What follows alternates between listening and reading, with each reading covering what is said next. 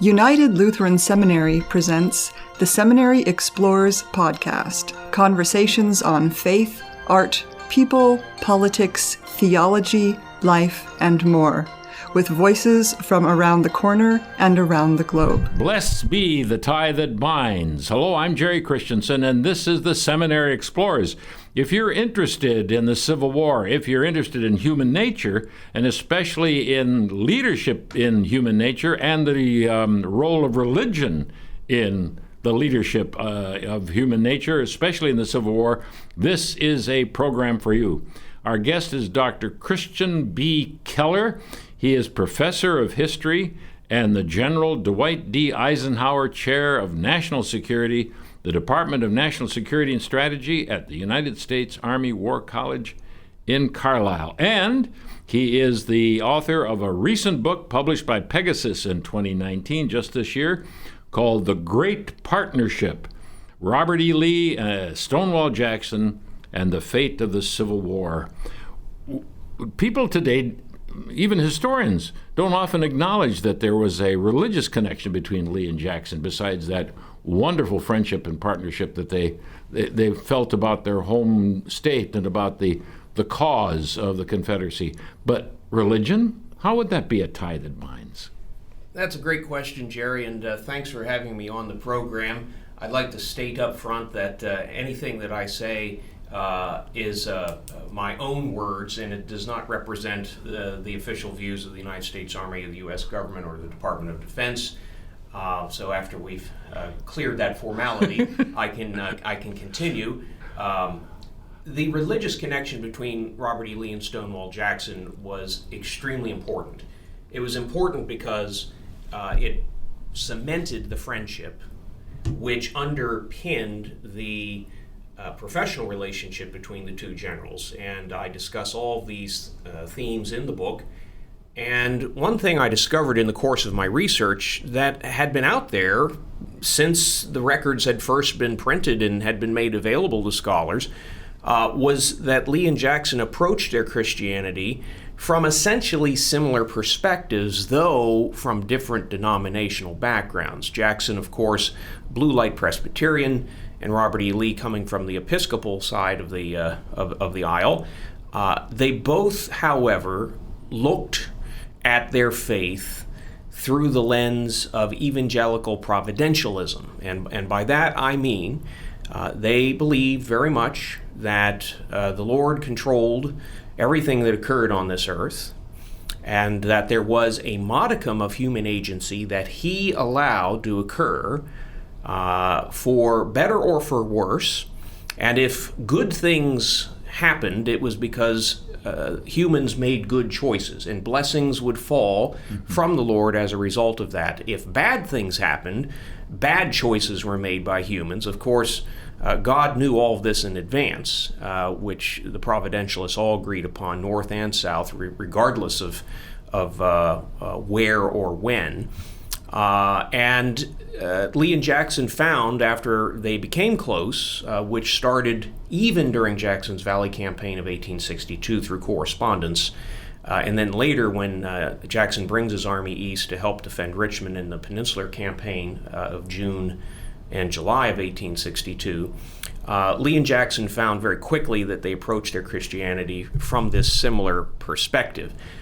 Jackson was a little less of a believer in the part of human agency in providentialism than Lee.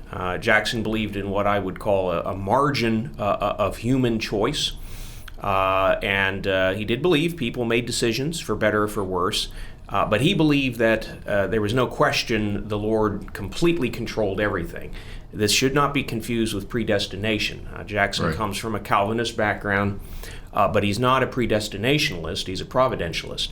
And therefore he believes that there is a bit of human agency involved, but not nearly as much as Robert E. Lee. Now, and both of them still would give that a minority percentage of the pie. If you're doing a pie chart, the Lord probably has 3/4 of it, and human agency is 1/4. I would say for Jackson it'd be about 1/8, and Lee would be about 1/4 of that pie as far as what people can do to change their destiny and the destiny of their countries, particularly in war. The significance of this was that the two men were able to find a glue that solidified their friendship. And this, Jerry, is absolutely important. Previous scholars have almost completely neglected this. There are very few who've touched upon it, but they haven't understood what the significance of it was. They haven't looked at the record, I think, straightforward and understood, well, this approach of how they looked at the Lord and they looked at the world and they looked at the war and understood that it was God's will the whole way, with some human agency involved. This made them closer as people, as leaders, which then helped solidify their command team. Lee had a wonderful command team for the first year of the war. For the first year he was in command of the Army Northern Virginia, that comprised Jackson, James Longstreet, and James Ewell Brown Stuart, or Jeb Stuart. The three were a wonderful complementary mix of opposites and a yin and yang, if you will, particularly between Longstreet and Jackson. And this command team was not equaled by anything that the Union armies could produce, at least up until George Gordon Meade takes command right before Gettysburg. And even then, I would argue, as I do in the final chapter of the book, that Jackson's death strongly assists the chances of Union victory and Confederate defeat in what would become the Pennsylvania campaign. I go through a series of analyses about what exactly Jackson's death following the Battle of Chancellorsville meant in a real sense in the context of the day, not some sort of crazy road towards counterfactual history. I analyze it, what actually did occur, what did it mean, and then what were the likely second and third order effects of his death. Well, one of the most important ones that I found was the effect that his death had on Lee personally. Because Lee and Jackson approached their religion very similarly, because that supported a friendship, their professional relationship was extremely close. So when Jackson dies on May 10th, 1863, 8 days after being shot in the Virginia woods outside of Chancellorsville, accidentally by his own men, I would add, this puts an incredible pall on Lee's demeanor. It is not just a professional blow, which many previous scholars have interpreted correctly. Mm-hmm. It was a personal, devastating blow to Robert E. Lee. And I found evidence in wartime letters and accounts, some of which have been discounted by previous scholars because they looked at the time in which the account was written after the war, and they said it was riddled with lost cause, impressionism, and that it wasn't, therefore, an accurate source. Well, I triangulated some of these sources, and I found even though they may have been written by biased staff members after the war who were trying to tout their chief's memory, and there's no question that did occur at times, that some of these accounts are actually very true. And then when you buttress that with the wartime reaction, both by Lee himself, by others in the Army, both officer and enlisted men, accounts, and then you see what the common people of the Confederacy and the leadership of the Confederacy in Richmond thought. It was abundantly clear that everybody knew Lee was immensely handicapped by the loss of Jackson. And indeed, as the subtitle of the book goes, the fate of the Confederacy was in doubt with the loss of Jackson. A lot of people have long thought about this. It's one of the great what-ifs of history if Jackson had lived, obviously. And without walking the dog too far down a very chancy lane, and we historians shift rather restlessly in our seats when we go too deep down that road. If you look at this realistically from the context of the time, what did it mean to the South that Jackson was killed, to the white South? The evidence is overwhelming. I was able to look at a lot of newspapers that had been made available online through the sesquicentennial projects. I was also able to do a lot of research in Southern archives, looking at letters from soldiers, from officers. The loss was understood to be a strategic inflection point, a strategic level inflection point. That Jackson's loss was not just the loss of a good operator for Lee, but it was devastating to him personally, and it also handicapped his army's efficacy. And the book goes into considerable detail about that. When you say professionally, a key factor has to be, in light of your thesis for the book, that Lee had to fit this tragedy within a personal view of divine providentialism, which now isn't destroyed, but he's got to struggle to find a new paradigm.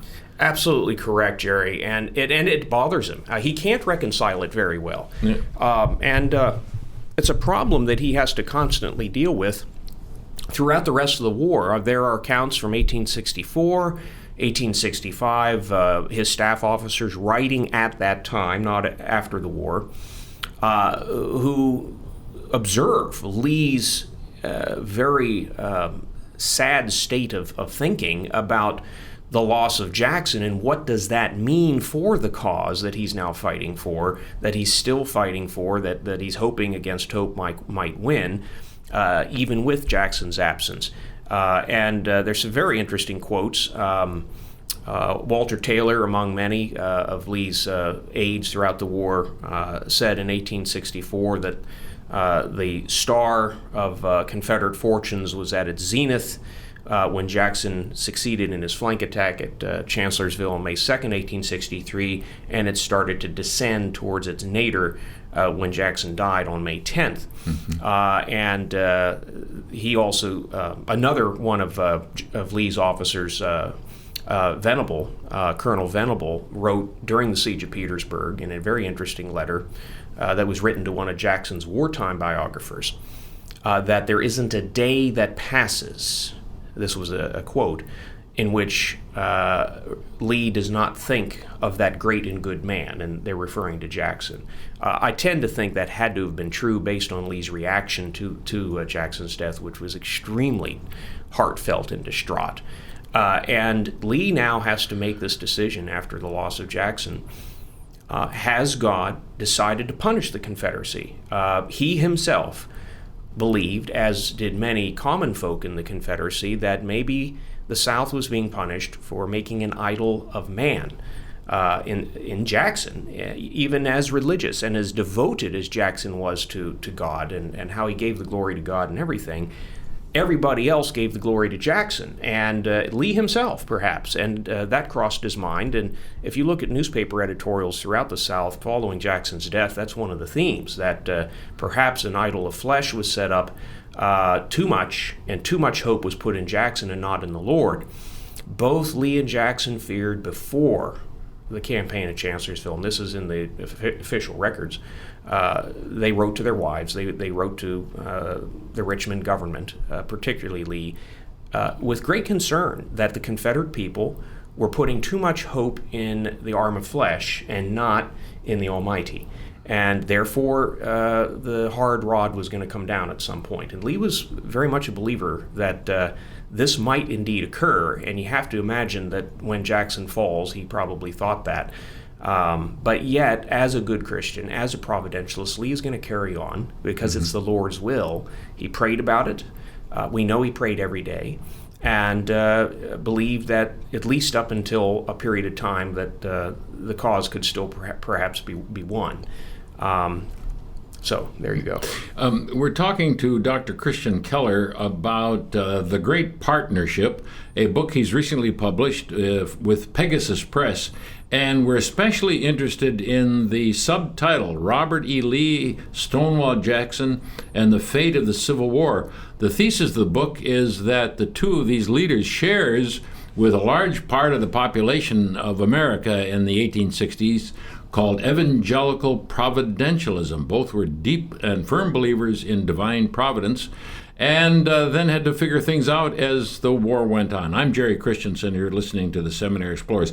Let's generalize out for a minute, Christian, into American religion. My sense is these are two representatives of a broad spectrum of evangelical providentialists across the United States, North and South.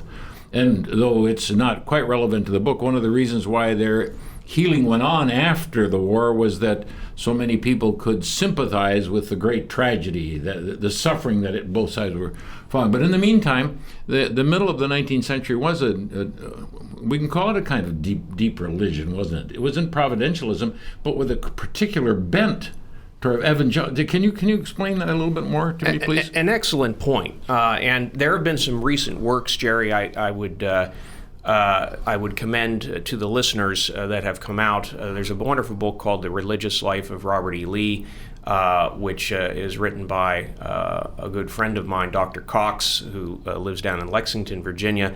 That book was extremely helpful in helping me discern what exactly Lee believed in this thing that you've mentioned, and that is a major part of the glue between Lee and Jackson, divine providence.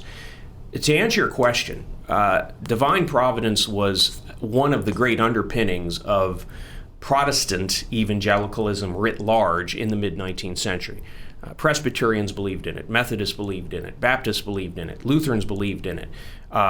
Probably some of the Catholics believed in it too, at least to some degree. And it was widespread. This is not something that was confined to the fringes. And I'd just like to state that there's this misconception that Jackson was this religious fanatic, which is not at all the case. He just happened to be a little further along on the spectrum, as I write in the book, than some of his peers. But I would like to mention that Salmon P. Chase, the Union Secretary of the Treasury, was a providentialist, and Abraham Lincoln. I was going to say, please, unquestionably, second inaugural. Unquestionably, all you have to do is look at the second inaugural address. You see the words, and Lincoln clearly believes this. And so did Oliver Otis Howard, interestingly, the general in command of the Corps, that took the brunt of Jackson's attack at Chancellorsville, and also commander of the 11th Corps at Gettysburg. He's extremely devoted to divine providence and a very strong believer. And clearly the Lord saw him through the conflict. But the point is that there was a great number of leaders during the Civil War, and an even greater number, in fact, the majority of white Americans, and I would argue black Americans too, who believe North and South in this concept that the Lord controls everything, that there is some modicum of human agency, but there is a comfort in the fact that the Lord is controlling everything, because it means that if a mistake is made, it is made by humans, that is, it's made for the betterment of mankind and to bring mankind or an individual closer to God, which is what you want to do, and according to the providentialists. And so there was this sense that we have a sense of security and a sense of calm when babies die in childbirth, and when relatives don't live as long as you might like, or children encounter a misfortune, or in the Civil War, as Drew Gilpin Faust has noted in her recent book, when extreme death occurs, there is a way to cope with it, because you can give it to the Lord, let Him run with it. This was His will. This was not the devil taking over. This was done for a reason. And this idea that everything occurs for a reason as divinely appointed was a sense of great comfort to people during the Civil War era. It helped them through their lives, and it helped them through the war. We have only a minute left, Chris, but I do want you to touch at least on the concept of leadership as it applies to what you've learned about the great partnership between Lee and Jackson. It's got to be brief, but at least we should touch on it, because you are, after all, the professor of history and General Dwight D. Eisenhower, chair of the National Security Department at the War College, and you're teaching leadership. What lessons for leadership in here? The basic point, and I mention this throughout the book, and I summarize it in the appendix, is that for modern teams of leaders today, regardless if they're political, military, business, religious, civic, that there needs to be some sort of underlying glue that will bond the members of the team together. Some people may not want that to be religion. They may find something else, and that's okay for them if that's the case. Others may find that a strong religious faith, whatever it may be, will serve as a glue that can make the team function better, and it will make it function better because it will promote a deep sense of trust among the members of the team, and that is the key. I'll make my final point on this. The Lee Jackson command team was so successful because of the trust that was engendered through the friendship underpinned by the religious conviction that they both shared. And that is an incredibly significant lesson for leaders today that I would remind all listeners to just keep in mind when you're trying to build an organization and lead it. Whoever is at the top needs to have some sort of glue that's deeper than just mere professionalism to persevere through the hard times and to monopolize and to exploit the good times as they're given to us. Chris Keller is our guest today. He is the author of The Great Partnership, Robert E. Lee, Stonewall Jackson, and the Fate of the Civil War. We've talked about the pervasive nature of evangelical providentialism in America in the middle of the 19th century and its specific effects on two great leaders of the Civil War, Stonewall Jackson and Robert E. Lee, and its continuing importance as a model for leadership even today. I'm Jerry Christensen. For the Seminary Explorers, have a very good day. You have been listening to The Seminary Explorers, a production of United Lutheran Seminary with campuses in Gettysburg, Pennsylvania and Philadelphia, Pennsylvania. We invite you to visit our website at unitedlutheranseminary.edu. Opinions expressed on this program are not necessarily those of United Lutheran Seminary or the Evangelical Lutheran Church in America.